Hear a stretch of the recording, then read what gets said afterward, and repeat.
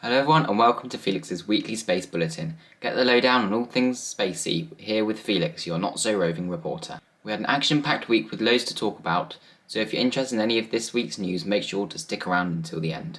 On Friday, the Federal Aviation Administration released an update on the next Starship launch from Starbase.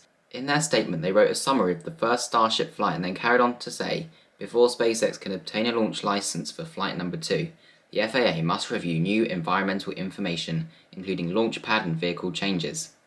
The FAA will re-evaluate the 2022 environmental assessment, but in the meantime, the FAA has not authorized flight number 2 of the Starship vehicle from Starbase, Texas. Now on to this week's Starship updates from Starbase. First up this week, on Monday the 11th, Booster 10 was rolled to Macy's to begin its testing campaign, starting off with cryo tests and soon on to static fires. Booster 10 testing started on Thursday with the loading of CH4 and then was fully unloaded early the next morning. On Monday, the first column of the taller Star Factory section was installed. Exciting news to soon see the Star Factory in operation. On Tuesday, teams rolled yet another booster, Booster 11, to the Mega Bay for construction to continue. On Wednesday, the last pump was installed onto the orbital tank farm.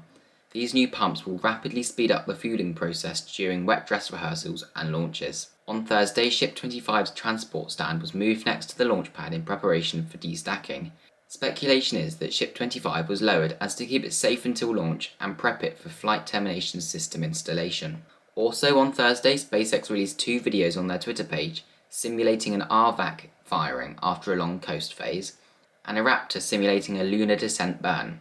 Both of these tests bring hope for more lunar Starship tests. That's all the Starship updates for this week. Now on to some other space news. On Monday morning, SpaceX launched the Starlink Group 7-2 mission, putting another 21 Starlink satellites into orbit, another successful launch and landing for SpaceX.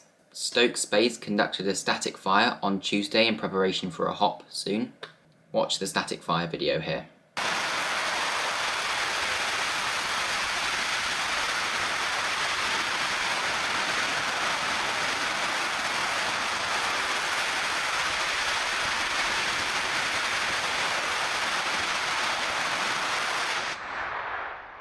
A much-awaited piece of news from NASA Administrator Bill Nelson announcing the installation of the first of 4 core stage engines for Artemis-II, currently planned for launch at the end of 2024. Another piece of much-awaited news, Rocket Lab posted pictures of Neutron's Stage 2 test tank in preparation for a cryo test.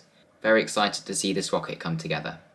On Friday, Firefly completed launch of the Victus Nox launch, a huge milestone for Firefly as this mission took 24 hours from receiving the payload to successful deployment in space. A huge congratulations to the Firefly teams. Watch their video here.